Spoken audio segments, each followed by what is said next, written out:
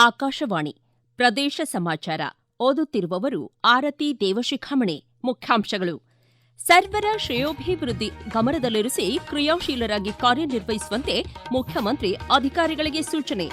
ಹಂಪಿ, ಮೈಸೂರು ಹಾಗೂ ಲಕ್ಕುಂಡಿ ಕ್ಷೇತ್ರಗಳನ್ನು ಜಾಗತಿಕ ಮಟ್ಟದ ಪ್ರವಾಸಿ ಕೇಂದ್ರಗಳನ್ನಾಗಿ ಪರಿವರ್ತಿಸಲು ರಾಜ್ಯ ಪ್ರವಾಸೋದ್ಯಮ ಇಲಾಖೆ ಭರದ ಸಿದ್ಧತೆ. ಬೆಳೆ ಹಾನಿ ಕುರಿತು ಕೇಂದ್ರಕ್ಕೆ ಶೀಘ್ರ ವರದಿ ಸಲ್ಲಿಸಲು ಸಂಸದ ಗೋವಿಂದ ಕಾರಜೋಳ ಆಗ್ರಹ. ರಾಜ್ಯದ ವಿವಿಧೆಡೆ ಮುಂದುವರೆದ ಮಳೆ, ಜಿಲ್ಲಾಡಳಿತಗಳಿಂದ ಅಗತ್ಯ ಕ್ರಮ. ಈಗ ವಾರ್ತೆಗಳ ವಿವರ. ಪರಿಶುದ್ಧ ಆಡಳಿತ ಸರ್ವರನ್ನು ಒಳಗೊಳ್ಳುವ ಅಭಿವೃದ್ಧಿ ಮತ್ತು ಕಟ್ಟಕಡೆಯ ವ್ಯಕ್ತಿಗೂ ಅವರ ನಾಗರಿಕ ಹಕ್ಕುಗಳನ್ನು ತಲುಪಿಸುವುದು ತಮ್ಮ ಸರ್ಕಾರದ ಪ್ರಮುಖ ಗುರಿಯಾಗಿದೆ.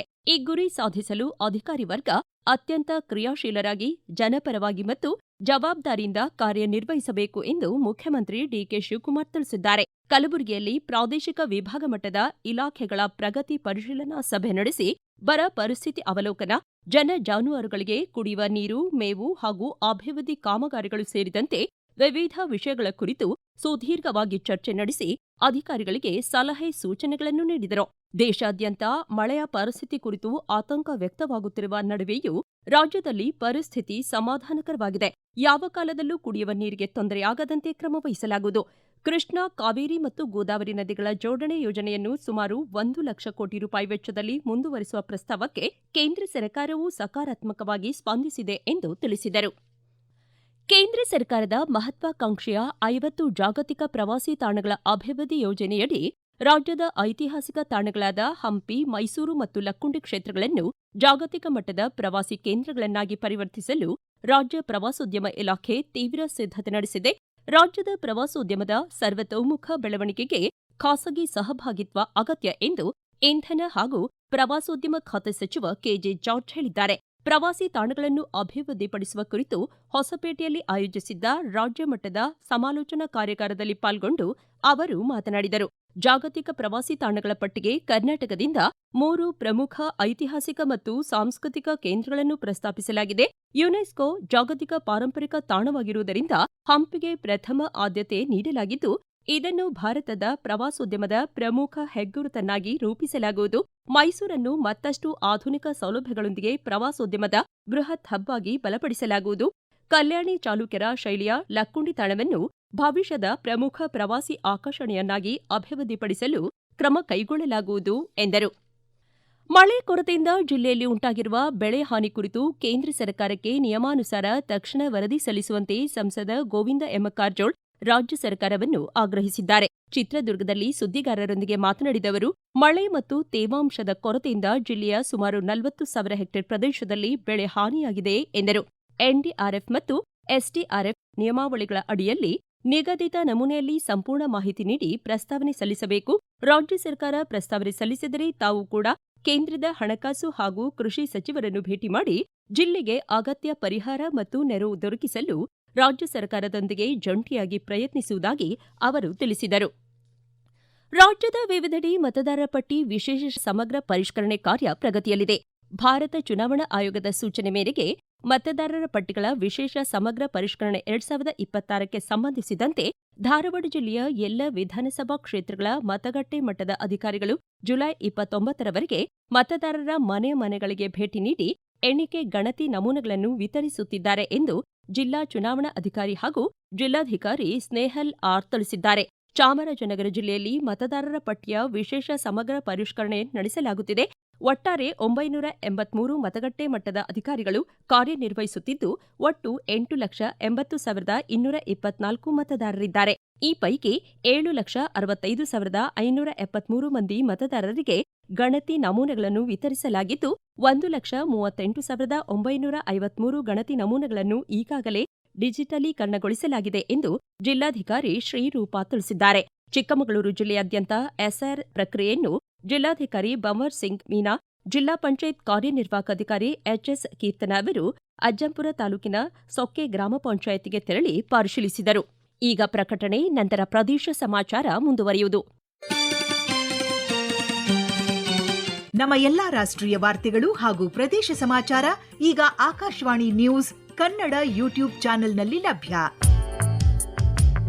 ನಮ್ಮ ಎಕ್ಸ್ ಖಾತೆ ಮತ್ತು ಇನ್ಸ್ಟಾಗ್ರಾಂ ಖಾತೆ ಆಕಾಶವಾಣಿ ನ್ಯೂಸ್ ಕನ್ನಡ. ಹೆಚ್ಚಿನ ಮಾಹಿತಿಗಾಗಿ ನಮ್ಮ ಫೇಸ್ಬುಕ್ ಖಾತೆ AIR ಕನ್ನಡ ನ್ಯೂಸ್ ಅನುಸರಿಸಿ. ಮಾಹಿತಿಯ ಹೂರಣ ವಾರದ ಕಾರ್ಯಕ್ರಮ ಪ್ರಚಲಿತ ವಿದ್ಯಮಾನ ಪ್ರತಿ ಬುಧವಾರ 9:15ಕ್ಕೆ.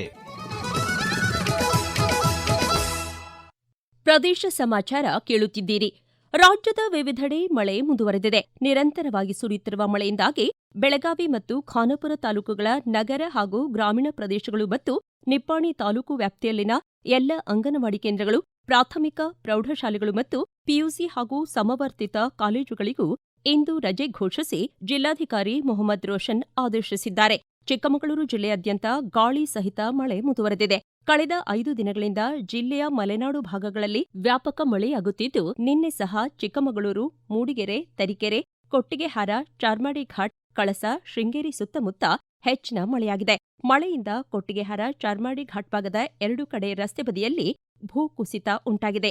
ಚಾರ್ಮಾಡಿ ಘಾಟ್, ಕುದುರೆಮುಖ, ಮುಳ್ಳಯ್ಯನಗಿರಿ ಭಾಗದಲ್ಲಿ ದಟ್ಟ ಮಂಜು ಹಾಗೂ ಮಳೆಯಿಂದ ವಾಹನ ಸಂಚಾರಕ್ಕೆ ಸಮಸ್ಯೆ ಉಂಟಾಗುತ್ತಿದೆ. ಶೃಂಗೇರಿಯ ತುಂಗಾನದಿ ದಡದಲ್ಲಿರುವ ಕಪ್ಪೆ ಶಂಕರಗುಡಿಯವರೆಗೂ ನೀರು ಹರಿಯುತ್ತಿದೆ.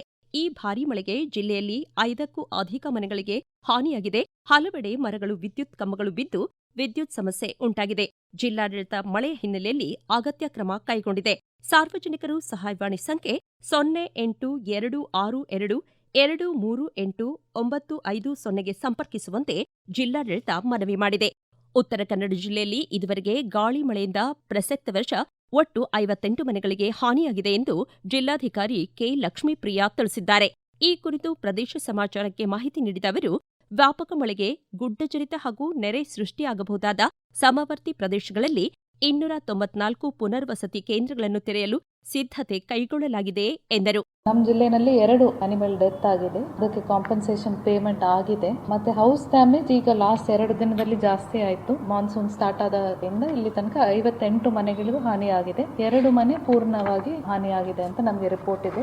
ಲಾಸ್ಟ್ 24 ಅವರ್ಸ್ ಅಲ್ಲಿ ಏನು ಆಗಿದೆಯೋ ಡ್ಯಾಮೇಜಸ್ ತಕ್ಷಣ ನಾವು ಪೇಮೆಂಟ್ ಮಾಡೋದಕ್ಕೆ ವ್ಯವಸ್ಥೆ ಮಾಡ್ತೇವೆ. ನಮ್ಮಲ್ಲಿ ಪ್ರಿಕಾಷನರಿ ಮೆಷರ್ ಆಗಿ ಲ್ಯಾಂಡ್ಸ್ಲೈಡ್ ಆಗಬಹುದಾದ ಜಾಗಗಳಲ್ಲಿ ಮತ್ತೆ ಫ್ಲಡ್ ಪ್ರೋನ್ ಏರಿಯಾಸ್ ಅಲ್ಲಿ ರಿಲೀಫ್ ಸೆಂಟರ್ಸ್ ಆಲ್ರೆಡಿ ಐಡೆಂಟಿಫೈ ಮಾಡಿ ಇಟ್ಟಿದ್ದೀವಿ. ಒಂದು 294 ಶೆಲ್ಟರ್ಸ್ ಅನ್ನು ನಮ್ಮ ಸರ್ಕಾರಿ ಕಟ್ಟಡಗಳಲ್ಲಿ ನಾವು ಐಡೆಂಟಿಫೈ ಮಾಡಿ ಇಟ್ಟಿದ್ದೀವಿ. ಇದು ಅಷ್ಟೇ ಇಲ್ಲದೆ ನಾವು ಜಾನುವಾರುಗಳಿಗೆ ಅದಕ್ಕೆ ಒಂದು 107 ಕಡೆ ನಾವು ವೆಟನರಿ ರಿಲೀಫ್ ಸೆಂಟರ್ ಕೂಡ ನಾವು ಐಡೆಂಟಿಫೈ ಮಾಡಿ ಇಟ್ಟಿದ್ದೀವಿ. ನಮ್ಮಲ್ಲಿ ಈಗ ಮೇಜರ್ ಲ್ಯಾಂಡ್ಸ್ಲೈಡ್ ಪ್ರೋನ್ ಲೊಕೇಶನ್ಸ್ ಇದೆ. ತಮಗೆ ಗೊತ್ತಿರುವ ಹಾಗೆ 2019 ಅಲ್ಲಿ ಒಂದು 439 ಲೊಕೇಶನ್ಸ್ ನಮಗೆ ಐಡೆಂಟಿಫೈ ಮಾಡಿ ಕೊಟ್ಟಿದ್ರು. ನಮ್ಮ ಜಿಲ್ಲೆನಲ್ಲಿ ಸುಮಾರು ಒಂದು 200 ಕ್ವಾರ್ಟರ್ಸ್ ಅನ್ನು ಐಡೆಂಟಿಫೈ ಮಾಡಿ ಲ್ಯಾಂಡ್ಸ್ಲೈಡ್ ಪ್ರೋನ್ ಲೊಕೇಶನ್ಸ್ ಅಲ್ಲಿ ನಾವು ಆಲ್ರೆಡಿ ಹಾಕಿದೀವಿ. ಕಂಟಿನ್ಯೂಸ್ ಆಗಿ ನಮಗೆ ಒಂದು ವಾಟ್ಸ್ಆಪ್ ಗ್ರೂಪ್ ಇದೆ. ಅವರು ಪ್ರತಿದಿನ ಅಲ್ಲಿ ಹೋಗ್ಬಿಟ್ಟು ಫೋಟೋಸ್ ಅನ್ನು ಪೋಸ್ಟ್ ಮಾಡ್ತಾ ಇದ್ದಾರೆ. ಮೇ ತಿಂಗಳಿನಲ್ಲಿ ಸುರಿದ ಪೂರ್ವ ಮುಂಗಾರು ಮಳೆ ರೈತನಿಗೆ ಹೊಲ ಪ್ರವೇಶಿಸಲು ಅನುಮತಿ ನೀಡಿ ಜೂನ್ ತಿಂಗಳಲ್ಲಿ ಮಳೆ ಬಾರದೆ ನಿರಾಸೆಯುಂಟು ಮಾಡಿ ಇದೀಗ ತಡವಾಗಿ ಆರಂಭವಾದ ಮಳೆಯಿಂದ ರೈತರ ಕೃಷಿ ಚಟುವಟಿಕೆ ತೀವ್ರಗೊಂಡಿದೆ. ಸೋಯಾಬೀನ್, ಹೆಸರು, ತೊಗರಿ ಮೊದಲಾದ ತೋಟಗಾರಿಕೆ ಬೆಳೆಗಳು ಮರುಜೀವ ಪಡೆದುಕೊಂಡಿವೆ. ಮುಂಗಾರು ಮಳೆ ಬೆಳೆಯ ಕುರಿತು ಪ್ರದೇಶ ಸಮಾಚಾರಕ್ಕಾಗಿ ಮಾಹಿತಿ ನೀಡಿದ್ದಾರೆ ಬೆಳಗಾವಿ ಜಿಲ್ಲಾ ಕೃಷಿ ಇಲಾಖೆಯ ಜಂಟಿ ನಿರ್ದೇಶಕರಾದ HD ಕೋಳೇಕರ್ ಅವರು. ಇವತ್ತು ಬೆಳಗಾವಿ ಜಿಲ್ಲೆಯಲ್ಲಿ 7,52,312 ಹೆಕ್ಟೇರ್ ಪ್ರದೇಶವನ್ನ ನಾವು ವಿವಿಧ ಬೆಳೆಗಳ ಅಡಿಯಲ್ಲಿ ಬಿತ್ತನೆಗೆ ಒಳಪಡಿಸಬೇಕಂತ ಗುರಿ ಹಾಕೊಂಡಿದ್ದೇವೆ. ಇಲ್ಲಿವರೆಗೆ ನಾವು ಈ ನಮ್ಮ ಬೆಳೆ ಅವರಿಕೆ ಕ್ಷೇತ್ರವನ್ನು ತಗೊಂಡ್ರೆ ಸುಮಾರು 6,01,688 ಹೆಕ್ಟೇರ್ ಪ್ರದೇಶದೊಳಗ ಸುಮಾರು 80% ಪ್ರದೇಶದೊಳಗೆ ನಮಗೆ ಬಿತ್ತನೆ ಆಗಿದೆ. ಮೃಗಶಿರಾ ಮಳೆ ಕಡಿಮೆ ಆಯ್ತು. ಏನ್ ಬಿತ್ತಿದ್ರು ರೈತರು ಬಿತ್ತಿದ ನಂತರ ಹುಟ್ಟಿತ್ತು. ಆಮೇಲೆ ಒಂದು 10-15 ಡೇಸ್ ಬೆಳೆ ಇದ್ದಾಗ ಸ್ವಲ್ಪ ನಮ್ಮ ಮಳೆ ಕೊರತೆ ನಮ್ಮ ಜಿಲ್ಲೆ ಒಳಗ ಕಾಣಿಸ್ತು. ವಿಶೇಷವಾಗಿ ಸೌದತ್ತಿ ಮತ್ತು ರಾಮದೂರ್ ಪ್ಯಾಕೆಟ್ನಾಗ ಬೆಳೆಗಳ ಬೆಳವಣಿಗೆ ಸ್ವಲ್ಪ ಕುಂಠಿತ ಆಗ್ತಾ ಇತ್ತು. ಅದೇ ಸಂದರ್ಭದಲ್ಲಿ ಮತ್ತೆ ನಮಗ 4-5 ದಿವಸದಿಂದ ಬೆಳಗಾವಿ ಜಿಲ್ಲೆ ಒಳಗ 79 ನಮಗೆ ಮಳೆಯಾಗಿ 134% ಪ್ಲಸ್ ಆಗಿದೆ. ಕೊನೆಯಲ್ಲಿ ಮತ್ತೊಮ್ಮೆ ಮುಖ್ಯಾಂಶಗಳು. ಸರ್ವರ ಶ್ರೇಯೋಭಿವೃದ್ಧಿ ಗಮನದಲ್ಲಿರಿಸಿ ಕ್ರಿಯಾಶೀಲರಾಗಿ ಕಾರ್ಯನಿರ್ವಹಿಸುವಂತೆ ಮುಖ್ಯಮಂತ್ರಿ ಅಧಿಕಾರಿಗಳಿಗೆ ಸೂಚನೆ. ಹಂಪಿ, ಮೈಸೂರು ಹಾಗೂ ಲಕ್ಕುಂಡಿ ಕ್ಷೇತ್ರಗಳನ್ನು ಜಾಗತಿಕ ಮಟ್ಟದ ಪ್ರವಾಸಿ ಕೇಂದ್ರಗಳನ್ನಾಗಿ ಪರಿವರ್ತಿಸಲು ರಾಜ್ಯ ಪ್ರವಾಸೋದ್ಯಮ ಇಲಾಖೆ ಭರದ ಸಿದ್ಧತೆ. ಬೆಳೆ ಹಾನಿ ಕುರಿತು ಕೇಂದ್ರಕ್ಕೆ ಶೀಘ್ರ ವರದಿ ಸಲ್ಲಿಸಲು ಸಂಸದ ಗೋವಿಂದ ಕಾರಜೋಳ ಆಗ್ರಹ. ರಾಜ್ಯದ ವಿವಿಧೆಡೆ ಮುಂದುವರೆದ ಮಳೆ, ಜಿಲ್ಲಾಡಳಿತಗಳಿಂದ ಅಗತ್ಯ ಕ್ರಮ. ಇಲ್ಲಿಗೆ ಪ್ರದೇಶ ಸಮಾಚಾರ ಮುಕ್ತಾಯವಾಯಿತು. ನಮ್ಮ ಮುಂದಿನ ರಾಷ್ಟ್ರೀಯ ವಾರ್ತಾ ಪ್ರಸಾರ 7:35 ನಿಮಿಷಕ್ಕೆ.